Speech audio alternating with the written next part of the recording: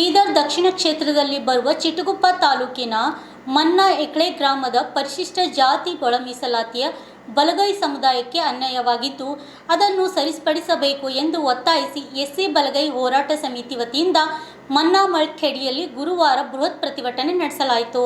ಬೀದರ್ ಚಿಂಚೋಳಿ ರಸ್ತೆಯ ಕ್ರಾಸ್ನಿಂದ ಮನ್ನೈಕೇಳಿ ಗ್ರಾಮದ ಅಂಬೇಡ್ಕರ್ ವೃತ್ತದವರೆಗೆ ಪ್ರತಿಭಟನಾ ರ್ಯಾಲಿ ಜರುಗಿತು.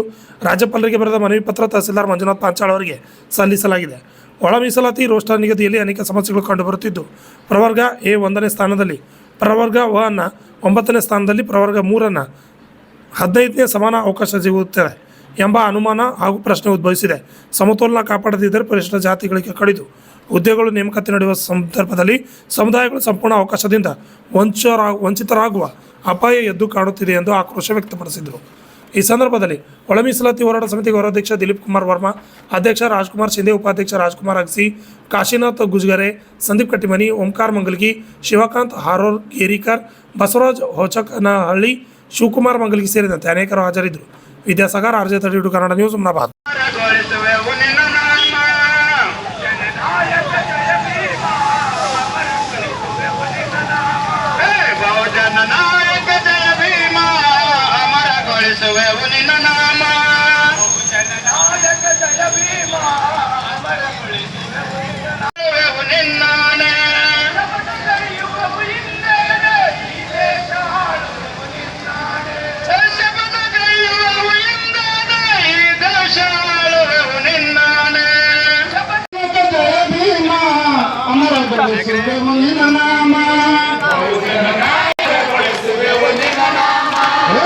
ಜನನಾಯಕ ಜಯ ಭೀಮ, ಜನನಾಯಕ ಜಯ ಭೀಮ,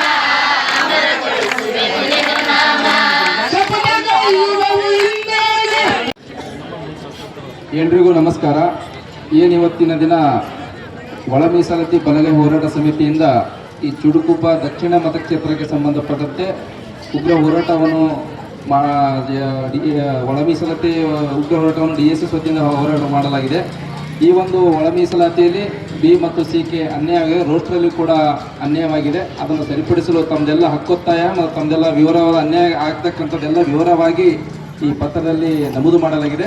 ಇದನ್ನು ಕೂಡಲೇ ಮಾನ್ಯ ಜಿಲ್ಲಾಧಿಕಾರಿಗಳ ಮುಖಾಂತರ ಮಾನ್ಯ ರಾಜ್ಯಪಾಲರಿಗೆ ಮತ್ತು ಮಾನ್ಯ ಮುಖ್ಯಮಂತ್ರಿ ಘನ ಸರ್ಕಾರ ಕನ್ನಡ ಸರ್ಕಾರ ಇವರಿಗೆ ಕಳಿಸುವ ವ್ಯವಸ್ಥೆಯನ್ನು ಕೂಡಲೇ ಮತ್ತು ಇವತ್ತೇ ಹಿಂದೆ ಮಾಡುವ ವ್ಯವಸ್ಥೆಯನ್ನು ನಾನು ಮಾಡುತ್ತೇನೆಂದು ನಮಗೆಲ್ಲರೂ ವಿಶ್ವಾಸ ಧನ್ಯವಾದ.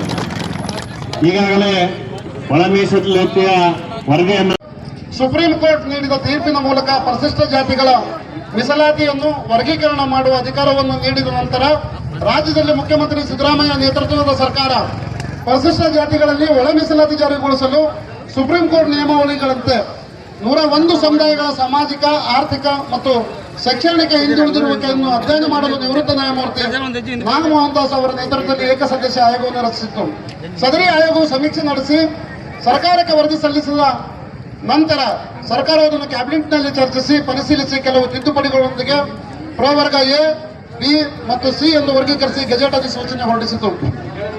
ಈ ಕ್ರಮದಿಂದಾಗಿ ಸಂವಿಧಾನ ಆರ್ಟಿಕಲ್ 14 ಸಮಾನತೆ, ಸಬ್ ಆರ್ಟಿಕಲ್ 15 ಸಬ್ ಆರ್ಟಿಕಲ್ 4 ಮತ್ತು 16(4) ಅಡಿಯಲ್ಲಿ ಸಾಮಾಜಿಕ ಮತ್ತು ಶೈಕ್ಷಣಿಕವಾಗಿ ಹಿಂದುಳಿದ ವರ್ಗಗಳಿಗೆ ವಿಶೇಷ ವ್ಯವಸ್ಥೆ ಮತ್ತು ಆರ್ಟಿಕಲ್ 64 ರಾಜ್ಯ ನಿರ್ದೇಶಕ ತತ್ವಗಳಲ್ಲಿ ಹಿಂದುಳಿದ ವರ್ಗಗಳ ಹಿತಾಸಕ್ತಿ ರಕ್ಷಣೆ ಮೂಲ ತತ್ವಗಳಿಗೆ ಅನುಗುಣವಾಗಿ ನಿಜವಾಗಿ ಅವಕಾಶ ವಂಚಿತ ಸಮುದಾಯಗಳಿಗೆ ಅವಕಾಶ ಕಲ್ಪಿಸುವುದು, ಅಸಮಾನರಿಗೆ ಸಮಾನ ಅವಕಾಶ ಕಲ್ಪಿಸಲು ಸೂಕ್ತ ದಾರಿಯನ್ನು ಹುಡುಕುವುದೇ ಸಂವಿಧಾನ ಶಿಲ್ಪಿ ಡಾಕ್ಟರ್ BR ಅಂಬೇಡ್ಕರ್ ಅವರ ಸಾಮಾಜಿಕ ನ್ಯಾಯದ ಪರಿಕಲ್ಪನೆ ಉದ್ದೇಶವಾಗಿತ್ತು.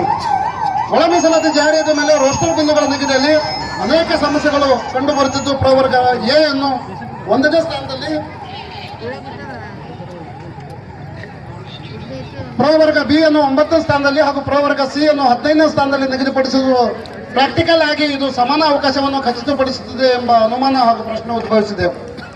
ಇಲ್ಲಿ ಪರಿಶಿಷ್ಟ ಜಾತಿಗಳಲ್ಲಿ ಒಳ ಮೀಸಲಾತಿ ಜಾರಿಗೊಳಿಸುವುದಕ್ಕೆ ಆರಂಭದಲ್ಲಿ ವಿರೋಧವಿದ್ದರೂ ಸುಪ್ರೀಂ ಕೋರ್ಟ್ ತೀರ್ಪು ಬಂದ ನಂತರ ತಾತ್ವಿಕವಾಗಿ ಬಹುತೇಕ ಸಮುದಾಯಗಳು ಮತ್ತು ನಾಯಕರುಗಳು ಒಪ್ಪಿಕೊಂಡಿದ್ದರು. ರೋಸ್ಟರ್ ಕೋಷ್ಟಕ ಸಿದ್ಧಪಡಿಸುವಾಗ ಸಮತೋಲನ ಕಾಪಾಡದಿದ್ದರೆ ಪರಿಶಿಷ್ಟ ಜಾತಿಗಳಿಗೆ ಕಡಿಮೆ ಹುದ್ದೆಗಳ ನೇಮಕಾತಿ ನಡೆಯುವ ಸಂದರ್ಭದಲ್ಲಿ ಪ್ರವರ್ಗ B ಮತ್ತು ಪ್ರವರ್ಗ C ಸಮುದಾಯಗಳು ಸಂಪೂರ್ಣವಾಗಿ ಅವಕಾಶದಿಂದ ವಂಚಿತರಾಗುವ ಅಪಾಯ ಎದ್ದು ಕಾಣುತ್ತಿದೆ. ಪ್ರವರ್ಗ ಬಿ ಮತ್ತು ಪ್ರವರ್ಗ ಸಿ ಯಲ್ಲಿ ಹೆಚ್ಚು ಅಂಕ ಪಡೆದ ಮತ್ತು ಅರ್ಹ ಅಭ್ಯರ್ಥಿಗಳು ಇದ್ದರು. ಅವರು ಸ್ಪರ್ಧಿಸಲು ಎಲ್ಲಾ ರೀತಿಯ ಅರ್ಹತೆ ಇದ್ದಾಗಿಯೂ ಅವರಿಗೆ ಸ್ಪರ್ಧಿಸುವ ಅವಕಾಶ ಸಿಗದಿದ್ದರೆ ಇದನ್ನು ಸಾಮಾಜಿಕ ನ್ಯಾಯ ಎಂದು ಹೇಳಲಾಗುತ್ತದೆ, ಹೇಳಲಿಕ್ಕಾಗುತ್ತಿಲ್ಲ. ಇಂತಹ ಘಟನೆಗಳು ಕಠಿಣ ಪರಿಶ್ರಮದಿಂದ ಹೆಚ್ಚು ಅಂಕ ಗಳಿಸಿದ ಅಭ್ಯರ್ಥಿಯಲ್ಲಿ ಅಸಮತೋಲನ ಹುಟ್ಟಿಸುವುದಷ್ಟೇ ಅಲ್ಲದೆ ಅವರನ್ನು ಡಿಮೋಟಿವೇಟ್ ಮಾಡಿದ ಹಾಗಾಗುತ್ತದೆ. ಮೀಸಲಾತಿಯ ಉದ್ದೇಶವು ಅವಕಾಶ ಸಮಾನತೆಯನ್ನು ಸಾಧಿಸುವುದು. ಹಾಗಂತ ಅದು ಸಮಾನತೆ ಹೆಸರಿನಿಂದ ಮತ್ತೊಂದು ಅಸಮಾನತೆಯನ್ನು ಸೃಷ್ಟಿಸಬಾರದು. ಸಮಾನತೆ ಎಂಬ ಮೂಲಭೂತ ಹಕ್ಕಿನ ವಿರುದ್ಧವಾಗಿರಬಾರದು ಎಂದು ಸುಪ್ರೀಂ ಕೋರ್ಟ್ ತನ್ನ ಅನೇಕ ತೀರ್ಪುಗಳಲ್ಲಿ ಸ್ಪಷ್ಟಪಡಿಸಿರುತ್ತದೆ. ಒಳ ಮೀಸಲಾತಿ ಜಾರಿಯಾಗುವ ಮುಂಚೆ ರೋಸ್ಟರ್ ಬಿಂದುನಲ್ಲಿ ಪರಿಶಿಷ್ಟ ಜಾತಿಯ ಕ್ರಮ ಸಂಖ್ಯೆ 1 ರಲ್ಲಿ ಇತ್ತು.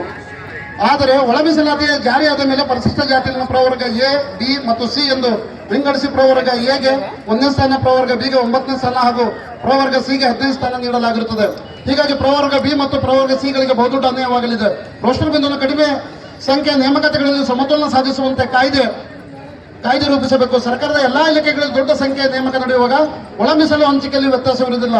ಆದರೆ ಬೆರಳೆಣಿಕೆ ಹುದ್ದೆಯ ನೇಮಕ ವೇಳೆ ಪ್ರವರ್ಗ ಎಗೆ ಸಿಕ್ಕ ಪ್ರಾಧಾನ್ಯತೆ ಪ್ರವರ್ಗ ಬಿ ಮತ್ತು ಸಿಗೆ ಸಿಗುವುದೇ ಇಲ್ಲ.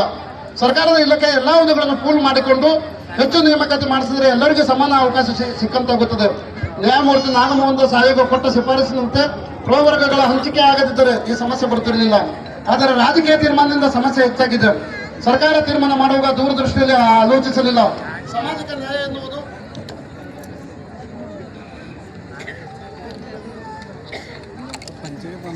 ನ್ಯಾಯ ಎನ್ನುವುದು ಕೇವಲ ರಾಜಕೀಯ ಘೋಷಣೆ ಆಗಿದೆ. ಅದು ಸಂವಿಧಾನದ ಆತ್ಮವಾಗಿ ಉಳಿಯಬೇಕಾಗಿದೆ. ಸರ್ಕಾರದ ನೀತಿಗಳನ್ನು ರೂಪಿಸುವ ಸ್ಥಾನದಲ್ಲಿರುವ ಮುಖ್ಯಮಂತ್ರಿಗಳು, ಮಂತ್ರಿಗಳು, ಅಧಿಕಾರಿಗಳು ರೋಸ್ಟರ್ ಬಿಂದುವಿನಲ್ಲಾಗಿರುವಂತಹ ಸಮಸ್ಯೆಗಳು ಅವರ ಗಮನಕ್ಕೆ ಬಂದಿಲ್ಲವೆಂದರೆ ಇದು ನಿಜಕ್ಕೂ ಘೋರ ದುರಂತವೇ ಸರಿ. ಇದು ಪ್ರವರ್ಗ ಬಿ ಮತ್ತು ಪ್ರವರ್ಗ ಸಿ ಸಮುದಾಯಗಳಿಗೆ ಮರಣ ಶಾಸನವಾಗಿದೆ. ಆರ್ಟಿಕಲ್ 38 ರಾಜ್ಯಕ್ಕೆ ಸಾಮಾಜಿಕ, ಆರ್ಥಿಕ ಮತ್ತು ರಾಜಕೀಯ ನ್ಯಾಯ ಸಾಧಿಸಲು ನಿರ್ದೇಶಿಸುತ್ತದೆ. ಆದುದರಿಂದ ಒಳ ಮೀಸಲಾತಿಯ ಮೂಲ ಉದ್ದೇಶವನ್ನು ಕಾಪಾಡಿಕೊಳ್ಳಲು ಅದರ ಜೊತೆಗೆ ಅನುಷ್ಠಾನದಲ್ಲಿ ಉಂಟಾಗಿರುವ ಅಸಮತೋಲನವನ್ನು ಹಾಗೂ ನ್ಯೂನತೆಯನ್ನು ಸರಿಪಡಿಸಲು ಸರ್ಕಾರ ಮತ್ತು ಎಲ್ಲ ಸಮುದಾಯಗಳ ನಾಯಕರುಗಳು ಮುಂದಿರುವ ಸವಾಲು ಮತ್ತು ಹೊಣೆಗಾರಿಕೆ ಆಗಿರುತ್ತದೆ. ಆದುದರಿಂದ ಪ್ರವರ್ಗ ಬಿ ಮತ್ತು ಪ್ರವರ್ಗ ಸಿಗೆ ಮರಣ ಶಾಸನವಾಗಿರುವ ಈ ಒಳ ಮೀಸಲಾತಿ ಕಾಯ್ದೆಯನ್ನು ಮಾನ್ಯ ರಾಜ್ಯಪಾಲರು ಶೀಘ್ರವೇ ಸರ್ಕಾರಕ್ಕೆ ಹಿಂದಕ್ಕೆ ಕಳಿಸಬೇಕು ಮತ್ತು ಆಗಿರುವ ಸಮಸ್ಯೆಗೆ ಶೀಘ್ರವೇ ಪರಿಹಾರ ಕಂಡುಕೊಳ್ಳಬೇಕೆಂದು ಆಗ್ರಹಿಸಿ ದಿನಾಂಕ 26/2/2026 ಬೀದರ್ ಜಿಲ್ಲೆಯ ಚಿಡುಗುಪ್ಪ ತಾಲೂಕಿನ ಮನ್ನಕಳಿ ಪಟ್ಟಣ ಬಂದ್ ಕರೆ ಕೊಟ್ಟು ಬೀದರ್ ಮನ್ನಕಳಿ ಕ್ರಾಸ್ನಿಂದ ಮನ್ನಕಳಿ ಗ್ರಾಮದ ಅಂಬೇಡ್ಕರ್ ವೃತ್ತದವರೆಗೆ ಕಾಲ್ನಡಿಗೆ ಪ್ರತಿಭಟನೆ ಮೂಲಕ ತಮ್ಮ ಗಮನಕ್ಕೆ ತರಬಯಸುತ್ತಾ ಸರ್ಕಾರವು ಉನ್ನತ ಮಟ್ಟದ ಸಮಿತಿಯನ್ನು ರಚಿಸಿ ರೋಸ್ಟರ್ ಬಿಂದುವನ್ನು ಪರಿಶೀಲಿಸಬೇಕು ಎಂದು ಈ ಮೂಲಕ ಪರಿಶಿಷ್ಟ ಜಾತಿ ಒಳ ಮೀಸಲಾತಿ ಬಲಗೈ ಹೋರಾಟ ಸಮಿತಿ ಬೀದರ್ ದಕ್ಷಿಣ ವತಿಯಿಂದ ಆಗ್ರಹಪಡಿಸುತ್ತಾ ತಪ್ಪಿದಲ್ಲಿ ಮುಂಬರುವ ದಿನಗಳಲ್ಲಿ ಇಡೀ ರಾಜ್ಯಾದ್ಯಂತ ಉಗ್ರ ಸ್ವರೂಪದ ಹೋರಾಟ ಮಾಡಲು ಎಚ್ಚರಿಸಲಾಗುತ್ತದೆ. ಹಕ್ಕೊತ್ತಾಯಗಳು ಮೊದಲನೇದಾಗಿ ರೋಸ್ಟರ್ ಬಿಂದುವಿನಲ್ಲಿ ಇರುವ ನ್ಯೂನತೆಗಳನ್ನು ಹಾಗೂ ಸರ್ಕಾರ ತಮಗೆ ಕಳಿಸಿರುವ ಒಳ ಮೀಸಲಾತಿ ವರದಿಯನ್ನು ಪ್ರವರ್ಗ ಬಿ ಮತ್ತು ಸಿ ರವರೆಗೆ ಮರಣ ಶಾಸನ ವರದಿಯನ್ನು ಸರ್ಕಾರಕ್ಕೆ ಹಿಂದಕ್ಕೆ ಕಳಿಸಬೇಕು.